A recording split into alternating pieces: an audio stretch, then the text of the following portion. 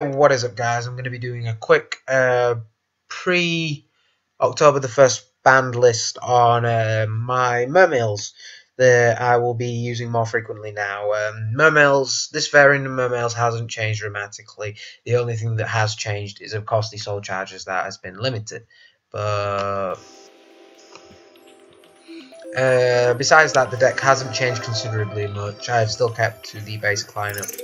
But I'll go into it and explain some of the choices. Nothing's changed dramatically, but I'll just go through the choices.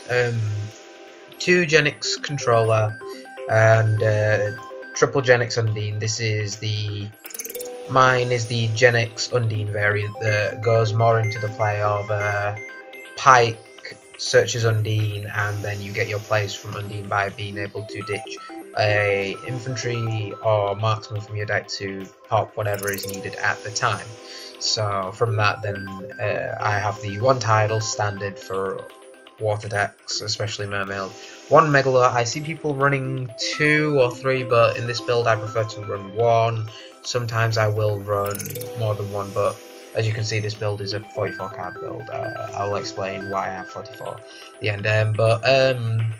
1 Megalo, it's needed when it's needed, but when it's not, it's just no use to me at all. But from that, I have 3 Abyss Tears, Heart and Soul of the deck.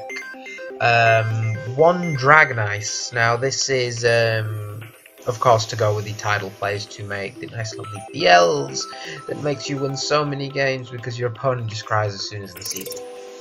1 Dragoons because Atlanteans, of course. 1 Turge for just to recycle some of the Atlanteans or Genix Undine if I really need to, but it's mainly to recycle the Atlanteans and Gund. Then from that I have the 2 Aqua Spirits just to get into the Bahamut plays quicker, and I have actually used this to make Gungnir in the past, which has been very, very useful to me in more ways than one, and it's actually Gungnir has made me win games in the past by me making Gungnir, then going into Tias and then Gaios for Big Eye from those players and then winning from there. But then 3 Pike, the main searcher of the deck, ditch, and your main search targets will be Genix Undine or Gund. Those are the main 2 targets, but sometimes you may want to get the Pike, but those are the main 2 targets from it. Then standard 3 Lind, 1 Gund, 2 Marksmen, which I do the 2 Marksmen, 2 Heavy Infantry deal here, which I prefer to run. Then 1 Abyss Hild. This one, people may not actually know what Abyss Hild does, but what it actually does is when it's sent to the graveyard, this means from the hand, deck, field, anywhere to the grave, I can special summon 1 Mermail from my hand, so it's actually quite useful, especially when I have the Megalo in hand but no discard outlets. It lets me get my free Megalo, or it lets me go Pike and then do my plays during my opponent's turn, which a lot of people find very irritating. Excuse me. Big yawn. It's late over here, or in England, it's 9 o'clock, but excuse me on that. But 1 Abyss Hild, of course, what I said earlier. 3 Genix Undine to get to my Genix controllers quicker, but it's not really used for Genix controller. It's just used for the first bit of sending the waters to the deck. 1 Abyss Osha for the combo plays, 2 infantry, and then I'm still keeping my 2 Beautiful Princess, or in the OCG Fincess, because this card is absolutely amazing.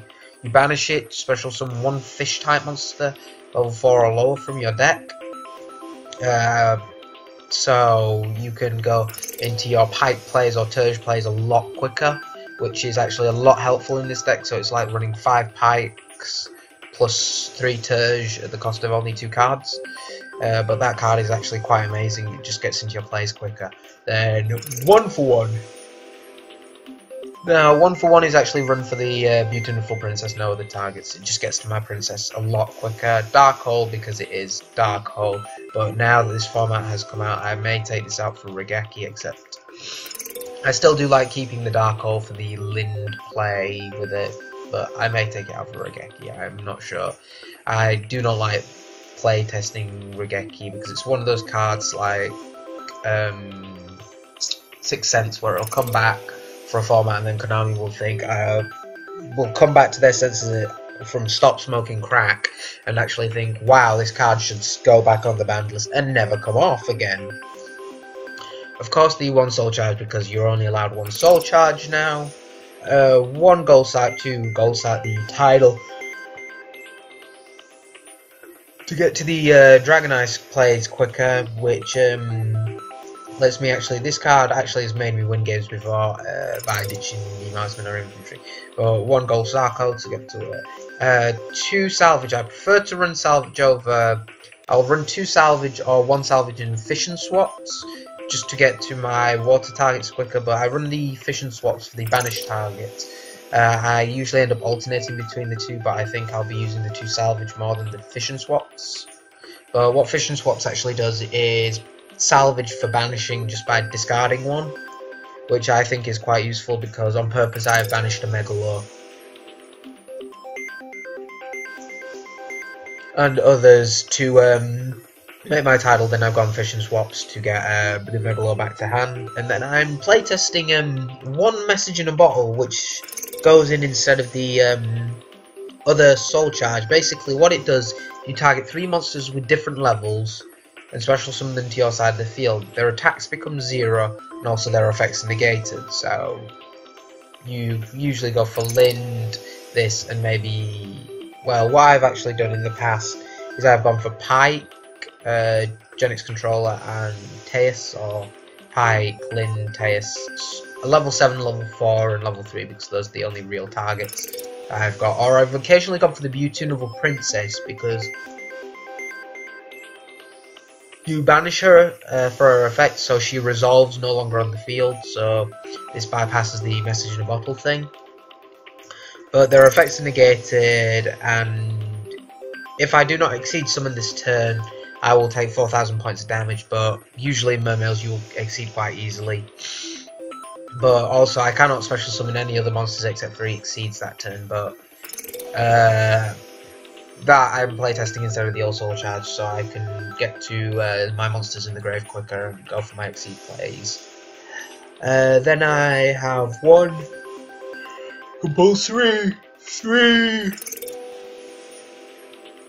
Bisphere, mandatory 1 solemn warning, and I'm playtesting 2 Ofish instead of the breakthrough skills, as Ofish is a counter and it puts my monsters back into my deck, so I could banish a Gund if I wanted to, or anything like that, so, and then get it back to my deck straight away, and this stops the Judgment Dragons, and it has occasionally stopped a Nephilim coming out. Well, come out and its effect is activated, and I've just gone no Ofish, and it's annoyed the hell out of my opponent. But that is it for the main deck. I run 44 because it's the Genix variant, and Mermails does do a lot of deck thinning very, very quickly, so you can utilise your plays a lot more. But that is the reason why I run the 44. So I'll go into the main deck now, well, the side deck. So I have 1 Leo, 1 Bizel, which Bizel actually, or BLs, whatever you want to call it, but Bizel, that annoys my opponent so much.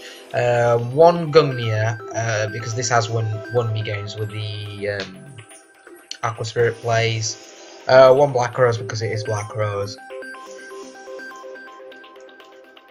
Gaios because it is Gaios, and it's the standard 7s of big Gaios. Dracocyte because it's Dracocyte, Big Eye because it's Big Eye, and those are just the 3 rank 7s that are just mandatory. And the rest of the deck is it's just the usual lineup for the average